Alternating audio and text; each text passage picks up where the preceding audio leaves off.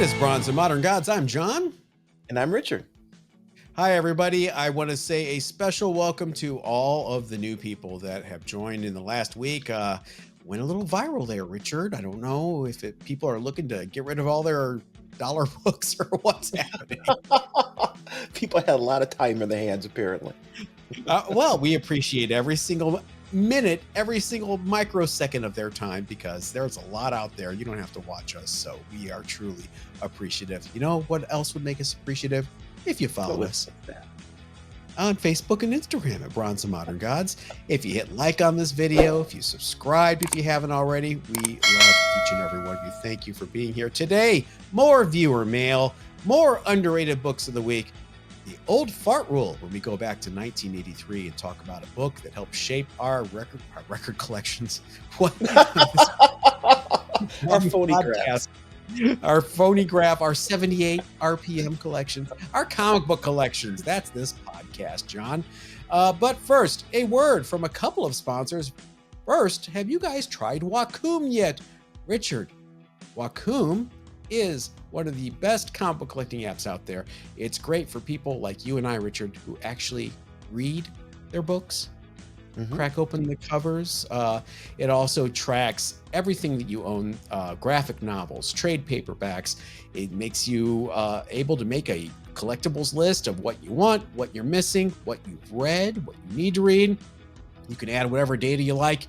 If you want to add a slab, you can add the grade, the page quality, whatever. My favorite part, Richard, is the social aspect of it, right? Yep. I love the fact that you can add, because some stories cross different titles. So if you know what the whole story arc is, you can have the titles in that arc listed, and you can know the reading order, and you can do that right there within the app. All 33 chapters of Operation Galactic Storm.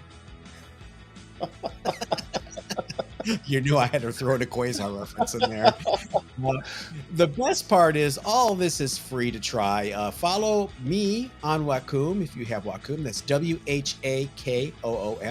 I'm at John_Hughes, just like the director. Richard, where can people follow you on Whakoom?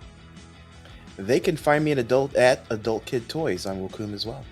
All right, download Whakoom from the Google Play or the Apple App Store. There are links in the description below. Meanwhile, NEO Comic-Con, Northeast Ohio Comic-Con, is excited to welcome the team from Bronze and Modern Gods to North Olmsted, Ohio, the bustling metropolis where Richard lives-ish. That's us. That's Bronze and Modern Gods. That's you and I. We're going to be at NEO Comic-Con July 30th. It is their 8th annual convention. We're going to join over 100 comic book dealers, artists, and vendors at Northeast Ohio's most comic-oriented show. With 180 tables of merchandise, 120 of which are 100% comic book related. Hello. You can find everything from dollar bin bargains to high-end collectibles that all but disappeared from other shows. Along with Richard and I live streaming from the event, you'll get a chance to meet some of the region's best comic creators, along with this year's special guest, the co-creator of The Scarlet Spider, longtime Sonic the Hedgehog artist, Stephen Butler. I remember his run on Silver Sable as well, Richard. Awesome, yeah. Hey, this is a great show. I would be going regardless. It is the highlight of the year in terms of shows in the greater Cleveland area. If you live anywhere in northern Ohio, eastern Michigan, come to the show. It's well worth it. One tip that I'll give you, get there early, because the parking fills up quickly. And if you want to park in the parking lot where the facility is, you want to get those parking spots early before the show. So, like I said, it's a popular show. It is by far the most comic book show in the area that mirrors the California Comic-Con in terms of its focus is purely on comic books. And Eric from Comics Are Go, he does a great job of officiating the whole thing. So definitely support him and our local comic book dealers here in the Cleveland area. I'm calling all of our viewers from Ohio, Michigan, Pennsylvania, Indiana. Join Richard and I at NEO Comic-Con this July 30th. You can get more info at, you guessed it, neocomiccon.com. Right? Right. We'll see you there. All right, moving on to our hot book of the week. Richard, I thought of you when I picked this. You did. It's Batman number 181, the first appearance of Poison Ivy. Are you a Poison Ivy fan? No, I'm not straight. So, Yeah, she is kind of one of those characters that, I say yeah, that like Power Girl. I'm being flip. The gays love them some Poison Ivy. Believe me. You go to a drag show, someone's always going to go like in a Poison Ivy inspired ensemble. Yeah, lots of activity around this book this week because Karen Gillan from Doctor Who, Amy Pond, that's how I know Hmm. her. You may know her as Yep. Nebula from Guardians of the Galaxy. She has expressed her interest in playing the character in James Gunn's rebooted DC movie universe thingamabobby cinematic universe. Is that the official way you refer to it? I'm sure James Gunn doesn't care how you announce it as long as you talk about it. Do you have a copy of Batman 181? I do not. I I'm am shocked. really remiss in my Batman keys, to be honest with you. I'm shocked you don't have it because you like all the foily Poison Ivy covers that come out and everything. I do. It is a hole in my collecting. Same thing with First Batgirl. I don't have that either. Yeah, wow, that's some serious money. When you're looking for this, Richard, maybe at NEO Comic Con, plug. Be careful with this one when you buy it because this is one where you really want to flip through all the pages, Right. especially the centerfold, because the centerfold was a pull-out pinup of the Cape Crusaders at the height of Batmania in the '60s, so it's often missing. This book, a recent high grade GPA sale was for CGC 9.0 was this week $6,600, a bargain compared to the 2021 price when it sold for $9,000. That's pretty. Ooh, Yeah, it's pretty steep for a DC book. dip it low, but it's down what $2,400 from 2 years ago. That's not surprising. The market 2 years ago was on at its peak. You know, if you bought back at the height of the comic boom, you're paying the price now for a number of titles. Some titles have held steady, but other titles have definitely become soft. Aren't you glad you held off on buying your AF-15? I know, I know. I would have been happy to have it, but I would have been mad because I had paid more than it was going for. See, sometimes things do work out. Before we start viewer mail, thought we'd have a little show and tell. We both got packages this week. I think the difference, mine are open. Richard, you bought a bunch of stuff. Tell everyone what I you told have, me before we started. yeah, I have a number of packages here that I have gotten over the past month or so that I have no idea what's in them.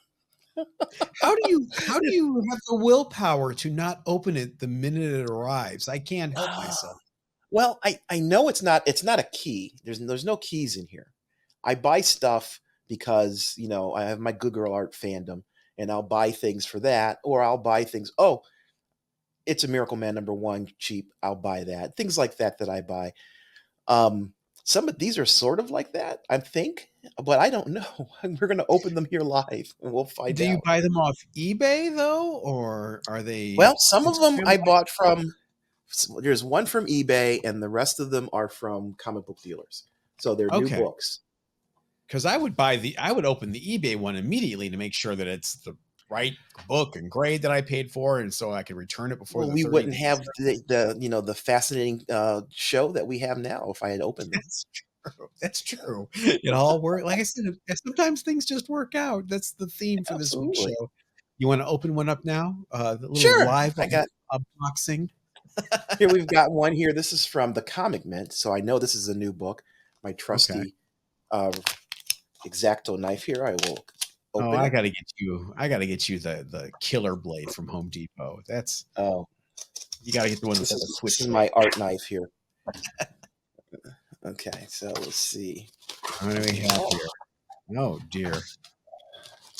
Okay, vendors, do not put Show us. no. They put tape on the comic, which I Uh, absolutely hate. That quick edit right there was me editing out profanities that Richard hurled. Ram it. All right, here we go. So this is from the Comic Mint. They pack. I don't like people who pack with packing tape on the inside. To me, packing tape never goes on the inside of a comic book. Guys, buy the Package. blue painter's tape. Blue painter's tape Yes, is just as sticky and it's easier to peel off. it is a single book. It is Boing. Action 1053. This is the Power Girl cover. This is the trade dress version of the cover.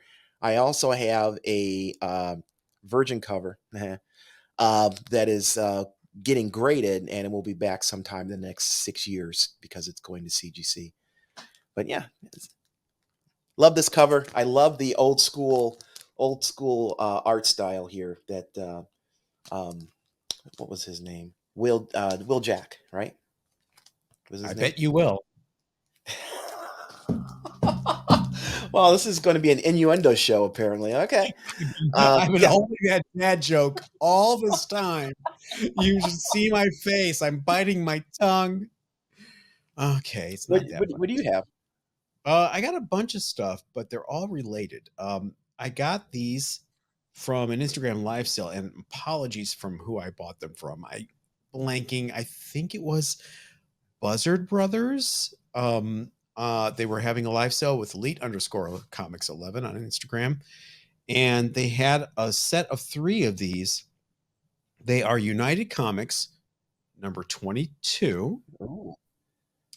United Comics number 23, and you guessed it, United Comics 24. Now, why do I have 3 copies of United Comics sequentially featuring Fritzy Ritz? Not for Fritzy Ritz by Ernie Bushmiller. Became Nancy, by the way, in case you're not familiar with that. This is the tied for the 2nd, 3rd, and 4th appearance of Peanuts in comics. Oh, okay. And they all feature, get this, Schultz art. Not Ghost, not anybody else doing it. It's actual Charles Schultz Peanuts comics in these 3 books. I say tied for 2nd, 3rd, and 4th because it was running concurrently in Tip Top Comics the exact same months. So What year is that? 1952, I believe, 52 or 53. So very, very early Peanuts. You know, cute Snoopy when he was like a little cute little doggy, the way they drew him, way Charles Schultz drew him originally. Lucy, I think, still had her eyeballs around her pupils, which were soon removed. Have you ever seen Early Lucy? Early Lucy is the stuff of nightmares. Google right now, Early Lucy Peanuts. Do it. See Richard's reaction. You gotta put a picture of that in the on your. Of course, Early Lucy Van Pelt is the stuff of nightmares, is she not? Yeah, this is the kind of thing you don't want to wake up in a poster over your bed. Yeah, Charles was a smart guy. I think after she became a little more popular, he was like, I gotta change the way this chick looks. What's in mystery box number 2? Mystery box number 2. This came from this is an eBay purchase. So, and it's packed really nicely. I appreciate the packing job. Slid it at the top. Will Richard cuss again? Let's wait and see. Nice packaging. Use the free packaging available from the post office. That's awesome. Splurge for a Gemini mailer. Come on, people. I always do, but I don't. If you can't afford a Gemini mailer, then I'd rather you pack it well. You should be selling comics. Oh, okay. This is a book that I'm going to leave it here because it's still in here. It's a Fantastic Four, number 116, I think it is. Yeah, 116. Nice Doom cover. It's the nice picture frame cover to it. I think I paid $10, which is why I bought it off of eBay. But it's probably a 5, so some staining on the cover. That's okay. Just wanted Wow. it for. I have another one. It never hurts to have more than one. That is from the 1 month that Marvel went double sized to compete with DC, going double sized, and Oh yeah. then immediately changed back to 20 cents the month after and left DC in the dust. That was the turning point. Um, yeah, more trivia. Hey, it's time for everyone's favorite segment, Viewer Mail. You've got mail. Richard, I'm going to start today by massacring this poor man's name. The first piece of viewer mail is from Nicholas DiDonato. I'm going to say I DiDonato. think Let's so. say That makes sense. great video. Referring to last week's video about how to get rid of non-keys in your collection. I normally lot 50 comics at a time and offer them for $5 to $10 for the lot, plus medium box UPS flat rate shipping. About 50 comics fit nicely in the flat rate box, and people get 50 books for less than $1 a book. Hey, there you go. It's a great way to get rid of stuff in bulk. That's good to know. I have never tried to put that many books in a flat rate mailer. To know that 50 cells or 50 would fit, that's kind of a game changer because that's only $15 for shipping Yeah, for the but whole thing. I don't know. I would put more packaging and bubble wrap and stuff like that. I think that's if you just throw 50 books in next to each other, side by Mhm. side, and just fill that sucker up and be like, go with God. Yeah. But tell us otherwise, Nicholas. What is your first piece of your mail? My first piece is from Darren Smith, and he says, "I love how the trash bag collection and the stroller collection have become part of my vernacular." Those are two different references we have for different collections we've bought books from. And I think those kinds of remembrances and those kinds of stories are what makes the hunt fun. If you would just walk into a sterile environment and be able to pick your books up and not have to deal with the stroller collection where a guy walks into a comic book show with a baby stroller full of comic books while his wife held the baby. Um, True story. you know, pardon, True pardon? story. True story. Yeah, true story. If we didn't have those kinds of things, it wouldn't be as fun. So yeah, and I'm sure as we continue going along, we'll come up with more of these interesting story collections. I have a story like that I haven't talked about a lot on the show, and you'll see why when I explain uh, that I got a collection, and I refer to it as the Scabies collection because Mm. the guy I bought it from, I went to purchase it at his apartment, and it looked like, you know, he had never heard of a vacuum cleaner. Uh, Dishes were piled up to the ceiling, just about. It was disgusting. And I bring the boxes home, and there's like spider webs and stuff hanging inside and out, and insects. And Raphael, the husband, said, "Get those boxes out of my kitchen right now." And I had to keep it in the garage, and that became the Scabies collection. First thing I did was take all the books out and throw the boxes away. I did that Yeah. immediately. But yes, we often refer to the Scabies collection around these parts. My next piece of viewer mail is from Peter Viles. Do not use a storage unit for any books of value, Richard Brown. They are Mhm. not secure at all. Don't care if you need a code to get in the door, and they have cameras, etc. They are not secure.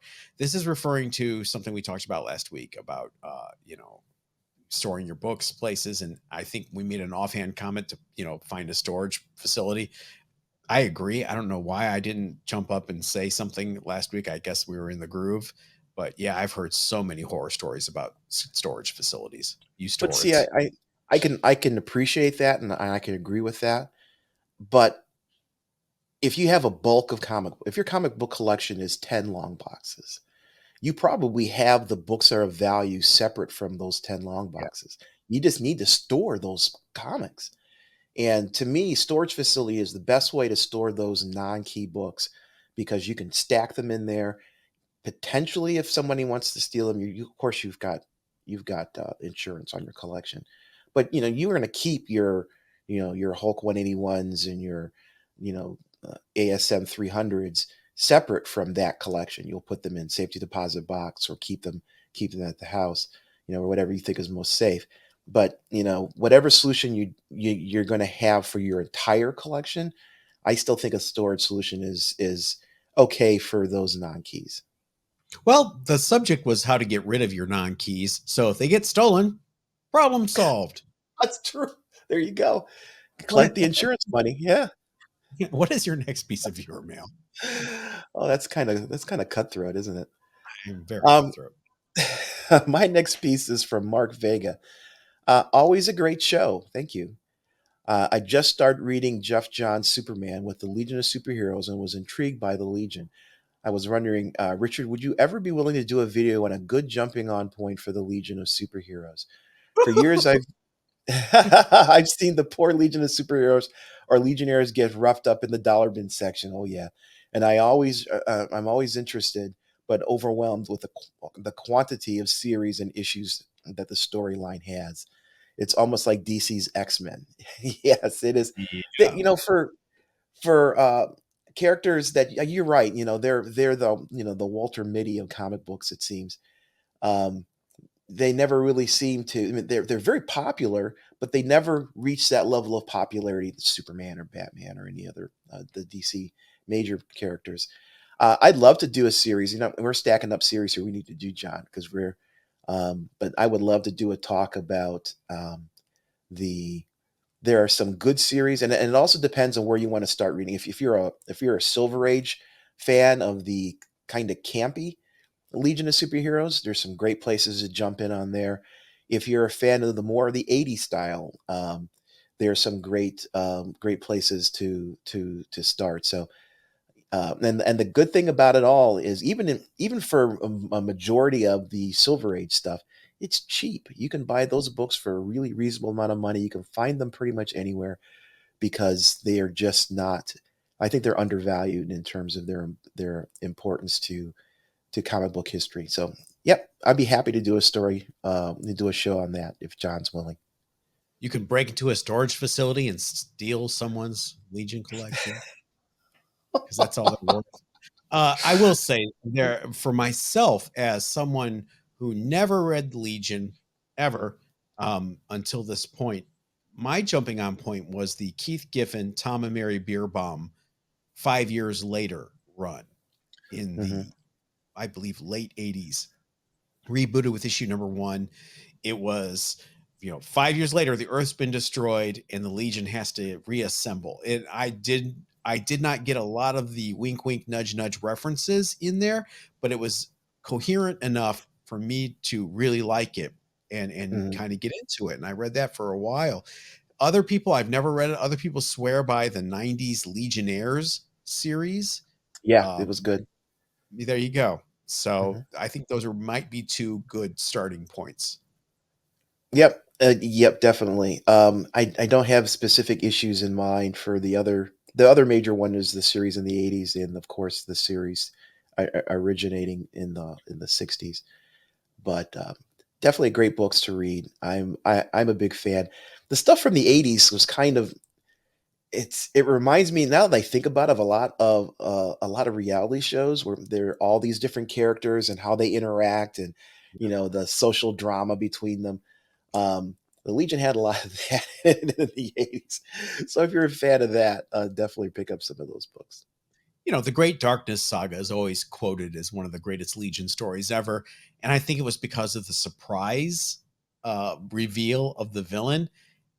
Now, when you buy that trade paperback, he's on the frigging cover, so it doesn't Yeah, have that that's same impact. I won't why spoil did it they for you. do that? Why did they I do just, that? I guess they figured everybody knew at that point. Who knows? But I will recommend the Great Darkness saga. It's not going to have that punch in the gut that you got reading it month to month in the '80s, but it is a good, well told story. My next piece of viewer mail comes from Noah Hyde Comics, who writes, "Why even say you care about comics if you don't want the regular issues and only collect key issues? Such a mentality is only investment in comics. It has nothing to do with devotion to comics or interest in them. If you only collect keys, it means comics are only money to you, which is far from the point. A joke, really." Noah Hyde, At least you aren't black and white absolutionist. Um, is this the question I'm talking to? Is this Mr. A? No, I kid you. I see what you're saying, but I will challenge you on that, Noah Hyde. And that is there are many books that I loved reading that I don't want cluttering up my house. I'm done with Mm, them. They're not, they're not keys. It doesn't mean I don't love comics. It doesn't mean I didn't like reading the entire run of Dark Hawk. But do I want Dark Hawk in the house anymore? Well, maybe right. issue 1, issue 50, and annual number 3. But other than those keys, uh, I I don't think it's as black and white as you make it out to be. No. I never want to tell someone how they collect. People have different reasons for collecting. Some people are collect for investment. Some people collect because they enjoy the comics. Like John says, it's he and I, we've been collecting comics for 40 years. If we kept every single comic we have read or bought over that We'd 40 be year span. billionaires. Yeah, you think so? We'd have copies of New Mutants number 98 or 99, I Well, should say. hey, Um it's important to realize and have empathy for people who have maybe in a different situation than yourself in terms of collecting. Just because we don't keep the books doesn't mean we didn't read the books, or just because we didn't keep the books doesn't mean that we're not comic book fans or comic book collectors. It just means we collect the way that we want to collect. So if you feel that's not the right way to collect, I think you should just take an opportunity to look at other people and their situation and be more empathetic. I loved Major Bummer from DC Comics. It's a 90s book. I think it ran like 18 issues. It's by John Arcudi. Uh, I don't want 18 issues of Major Bummer sitting around in my closet having to move it from place to place when I buy a new place Right. or whatever. There's no reason to have it, especially honestly digitally. Now that stuff's available digitally and I can read it on the iPad when I want to. That's just, everyone's opinion is valid. I hear you, Noah Hyde. There's my counter.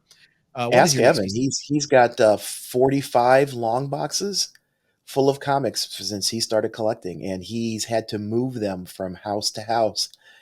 It was a chore. He had to go through and rebag and reboard them um, Mm. just recently, and it took him 2 months to do. And So now yeah, what's he doing? He's selling stuff, right? yeah, he's selling There stuff. you go. What's your next piece of viewer mail? My next piece of viewer mail is from Lee Nearin. A great episode, gentlemen. Thank you. You are so correct regarding looking at the entire book out of the bag. I purchased a beautiful G.I. Joe #2 first print newsstand. A nice book. It was in a My Life 4 with a full back. Got it home and let's look at it more closely to find that it had water damage that was not detectable while in the My Light bag. My $30 beauty turned into a $2 filler. Always take the bag out, and if the seller won't let you, walk away. Yep, good point. If you're buying a book in person, then definitely take an opportunity to pull the book out of the bag. Have the seller take it out if they feel more comfortable with that. But look at the book, especially if it's an expensive book. You want to count the pages. You're going to make sure that as John mentioned earlier in another book, make sure the centerfold is there. If it's a Marvel book, make sure that the Marvel value stamp is there. Mhm. Um, there's a lot of things that kids did to these comic books back in the day, filling out coupons and doing all kinds of other things that today could harm the value of the book. So it's always to your advantage to take a look at the book, and if the seller doesn't want to let you do that, then that should be a red flag indicator for you. It doesn't mean you don't buy it, but it means that you have a stronger negotiation point to be able to get a lower price. I agree. Yeah. I can't tell you. You think I would have learned after 40 plus years? I still get stung every now and then. I get into a frenzy. I throw the money down and I walk away, and then I get home and I'm like, oh, nice water stain inside there. Yeah. My next piece of viewer mail is from American Kiwi, who writes, yes, please do an Archie episode. perhaps showcasing the 100 pages from the 900 pagers rather from the 1950s, Katie Keene, and the Archie superheroes such as The Fly and Jaguar. The Fly, you say, American Kiwi? From Archie Adventure Series, The Adventures of the Fly. I believe this is number 2. Awesome Jack Kirby, Joe Simon cover right there. Oh, is it? It's Uh, Kirby. it's Kirby, along with The Double Life of Private Strong, number 1 by Jack Kirby, Archie, superhero, along with The Double Life of Private Strong, number 2, aka The Shield. Mm-hmm. Not a Kirby cover, but Kirby interiors. Or are you talking about? Oh, that's it. I'm going to stop. Oh, that's awesome. Took the opportunity to take some of my Archie superhero books out and show off a little bit. But we're going to have to Uh, do an Archie show. I think so. What is your next piece of viewer mail? My next piece of viewer mail is from Starpod Log and Starpod Trek podcast. I'm a huge fan of the Starlog magazines. That brings me back to my childhood, collecting Starlogs and reading them cover to cover, and the monsters and science fiction. Anyway, um, what do we do with our comics that are valued at $1 or less? Give them away to kids. Since we are costumers, whenever we go to cons, we give a comic to any kid that wants to take a picture with us or visit us at our fan table. This is our way of paying it forward and planting the seed for the next generation of comic collectors. That is an awesome idea. You know, John, we should probably bring some books with us when we go to NeoCon and just pass them forward. I think that'd be a great way of honoring the hobby. Hey, kid, here's a copy of Howard Chaykin's Black Kiss number 2. Hey, Okay, kid, curated collect copies of books. this is a book called Uh, Cherry Pop Tart. It looks like yeah. Archie. Oh, yeah. No Dawns either. I'm sorry. We'll have to Cry for restrict it. Dawn, number 2, variant cover. It's a great idea. You're absolutely right. It's a great way of being able to grow the fan base because um, the kids are where you hook them. When they're young, and giving out comics is a great way of inspiring kids to read and hopefully develop a love of the hobby. I believe the children are our future, Richard. Hey, I it's time couldn't. for the old fart roll.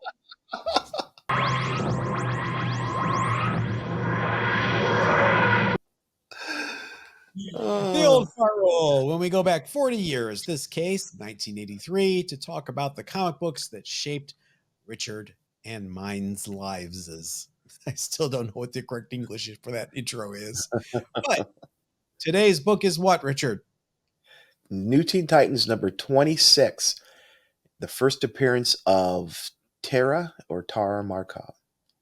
Ooh. Um, yeah, this was this is a cool storyline. If you've never read it, Tara is introduced as a new character who joins the Titans, ends up being a love interest for Beast Boy, um, but then secretly ends up actually being a traitor and is working for Deathstroke. It's I completely did not see it coming. I completely did not see it coming when I read this the first time, and it hurt. I could still remember reading this and finding out that she was actually not who she said she was, and I was put aback a little bit back in the day. She ends up dying. This is again, DC does mortality better than Marvel does, um, and still does, I think. But this is one of those characters that dies and isn't resurrected 28 times, just once. Um, Just she's also a recurring character in the Teen Titans animated series, which is excellent. If you haven't seen the anime, not Teen Titans Go, which is also very good, but the first animated series, just like most of DC stuff, is just excellent. And they play through a number of different storylines from New Teen Titans, and it's worth a watch. But she's reoccurring character in that. CGC 9.8s, they go for about $122. There's a Canadian price variant for this book also, which goes for about $262. So it's not overly expensive. But I could see her coming, uh, you know, her potential in a future DCU property, especially if they do a Titans movie, which I would really love to do a Marv Wolfman Titans movie as opposed to the TV show. That would be awesome. She's supposed to be what, 16 in this book? Yeah. Hmm. Problematic that she's shown later on having a sexual relations with Deathstroke. Yeah. I'm Or hoping she only appears to be 16 and is actually older, but or is that actually the character? She's just so far beyond redemption at that point, because mm, she's a willing participant in that, as far as you yeah, can be at 16, I guess. I don't know. yeah. Um, how would they handle that now? I guess is my question. They would not. They Yeah. would cut that whole part out of the storyline. In the animated show, she works for Deathstroke or Slade, because Slade tells her that he can teach her how to control her powers, and so she's following him reluctantly because he promised her that. So they bypass the whole relationship altogether. And now that Deathstroke is sort of a good guy, I guess we can't really go back and reference that at all. It never happened, right? Nope, never happened. Nope. All right, moving on to our underrated books of the week. Richard, what the heck? You're going overseas. Yeah, this I picked Fantastic Number One, which is a cool book. It's the UK first appearance of Thor. So instead of Journey into Mystery number 83, he first appeared in this book, and it's cool. It's a book that has an insert, and if you don't have the insert, then you get a green label from CGC. There's a little plastic banner that was shipped along with this comic. It is rare on CGC Census. There are only 6 books. Um, One sale on GPA, one in August of last year, 7.5 sold for $575. Right now, there's a raw book up on eBay for 1,300. It looks about 657. Um, but I think these are undervalued. That as I think a lot of foreign books are. 7.5 Journey into Mystery number 83 last sold for $54,000. So if Wow. you can pick one up for $575, I think it's a bargain. Now this came out in '67, so it is not a direct, um, isn't from the exact same time period that the original, Five but years it's later. pardon, About 5 yeah, years 5 years later. later. But it's to me, it's just like the Golden Record books, which came out in '66 instead of '62, so it's a year earlier. I think there's still period. I mean, there's still of that same era, and I think this is a great book to collect just because of its rarity on the census. This is just not. No one else is collecting it, and I think that is a miss. If you're from the UK and you've got a copy of this, do me a favor and send me a picture of it. I'd love to see it in your collection. But I'm on the hunt for one. I'm not going to pay $1,300 for the one that's raw on eBay right now, but I'm definitely going to keep my eye out. And remember, it's got this little plastic banner that's a part of the book. And if you want to not get a green label, you need to have that banner as a part of what you. I'm assuming you send it in with the book. I'm not sure exactly if the banner You'd is have to. attached or not. How could they confirm that it was there or not? Is it magazine sized? I don't know. I did not. I don't know what the dimensions. It's a very good question. Given the I time wonder if period, it has a that very strong chance. Yeah, I wonder if that is an impediment to people sending it in, because I do believe it is a magazine size. They would have to have a magazine slab. There's a graded copy on eBay right now. I think it's a 8.5, and it's a green label because it does not have the banner. But the person who's selling it has a banner that they're shipping along with the book, so it is at least complete. But it does have a green label from CGC. So Speaking of eBay, next week I have to tell you about my experience selling on eBay for the first time in 4 years. It was not positive. I I definitely want to hear. I've had a sneak preview of it on some of the screenshots you shared, but I'd love to hear the whole story. Let's just say the nickname Phoebe still applies. My underrated book this week is Marvel Double Feature #1 from Oh, okay. 1973. This is the first issue of the series devoted to reprinting old Iron Man and Captain America stories from Tales of Suspense. Again, we talked about this era where Marvel tried to clog the newsstands with as many reprint titles as possible in a way to shove DC and the then new Atlas Comics and other competitors off the shelves. Very strange that they decided to start reprinting the Iron Man stories with Tales of Suspense 84 and the Cap stories from Tales of Suspense 77 onwards. Why not just start with issue 59 where they both were featured in the book? Right, right. Well, because of that blunder, it ended up catching up with this title because it ran for 21 issues. It was doing okay. And the Iron Man reprints, and they ran out of them because Tales of Suspense only ran to issue 99. So they had to cut Iron Man #1 in two and reprint part of it in one issue and part of it in another issue. And then after that, for the last two issues of Marvel Double Feature, they just gave up and made it Marvel Double Feature Captain America and Black Panther, because the Black Panther was a guest star in the Cap stories from Tales of Suspense. And yeah, some great new Jack Kirby covers on this book, including this one I'm showing from issue 13. It's one of Jack Kirby's first covers when he came back to Marvel in 1975, here on this little reprint title. Not sure why they spent that great Kirby money and effort on a reprint title, but there you go. A CGC 9.8 of issue #1 sold in November of last year for $400. Oh, okay. Wow. That's great for a reprint. This one is close. I would say it is. See that distributor ink?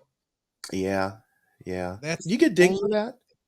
you technically don't get dinged for it, but I don't know. I've never had a 9.8 with the distributor ink come back. Have any of you guys? Let us know. Yeah, good question. If you have, let us know in the comments. Another week, another show, Richard. Another show, another week. That too. Thanks everyone for joining us. If you have not followed us on Facebook and Instagram at Bronze and Modern Gods, please do like, subscribe, do all that fun stuff. Hit your microphone with your hand. You know how you do. And we will see you next time. Yep, new viewers, welcome. Thank you for tuning in, and everybody stay safe.